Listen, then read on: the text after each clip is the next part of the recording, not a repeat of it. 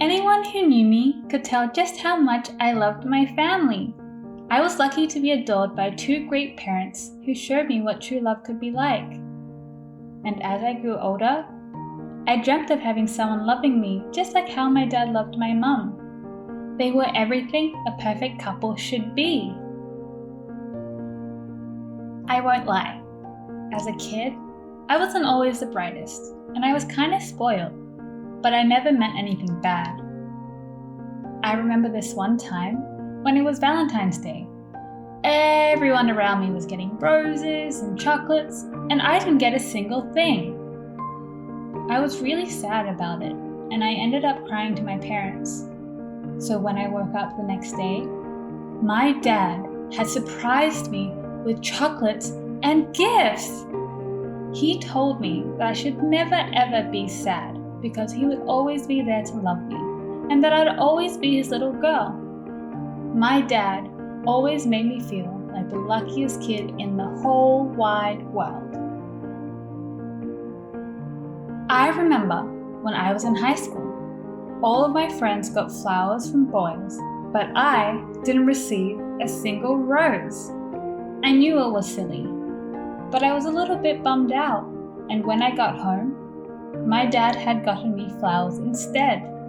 I was extremely grateful for his love, but that moment made me realize that I wasn't a kid anymore, and I didn't need to get flowers from anyone to be happy. I was already lucky enough to have such loving parents, and that was more than enough for me. But, to be honest, if the world gave out an award for the biggest helicopter dad, I bet my dad would get it.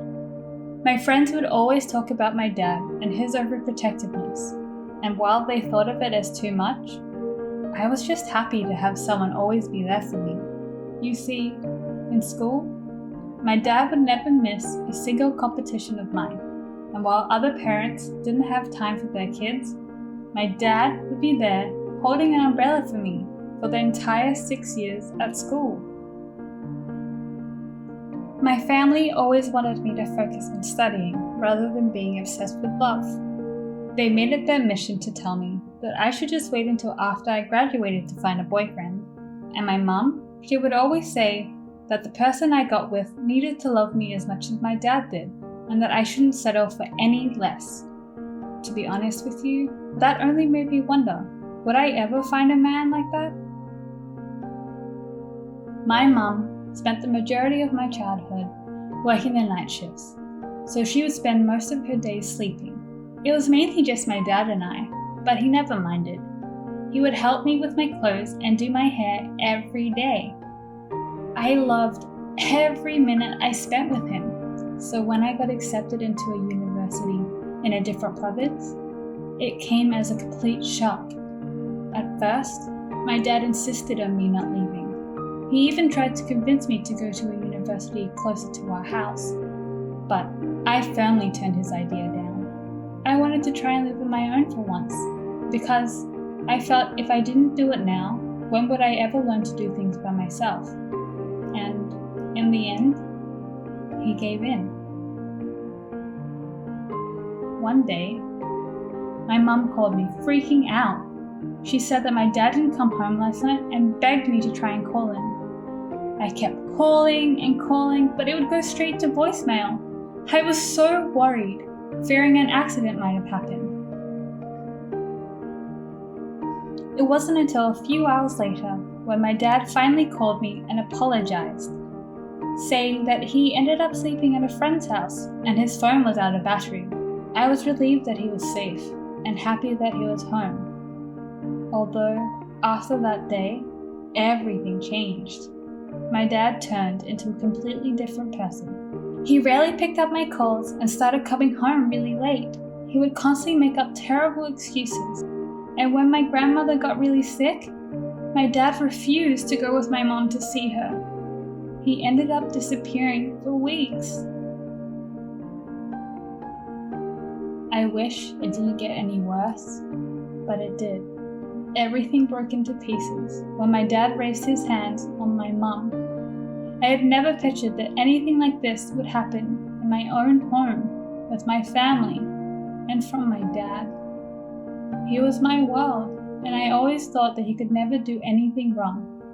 But the perfect picture of a cute old couple living together was completely ruined. My dad had been everything to my mum, and the betrayal had hurt her so deeply that for the first time in my life, I saw my mum break down. It was like my dad had become a complete stranger. He stopped caring about hiding his mistress from my mum, and instead started bringing her to our favorite places and even to family events. I couldn't help but hate him for what he was doing to my mum, and I was really afraid that she felt ashamed. But my mum told me that she didn't do anything wrong and that it was my dad who should have felt ashamed. It was in that moment that I realized the hard truth. That when a husband and a wife no longer love or care for each other, they treat each other like complete strangers, completely erasing their history together. I thought that I would always be his little princess and that he would always love my mum. But now, my mum and I were nothing.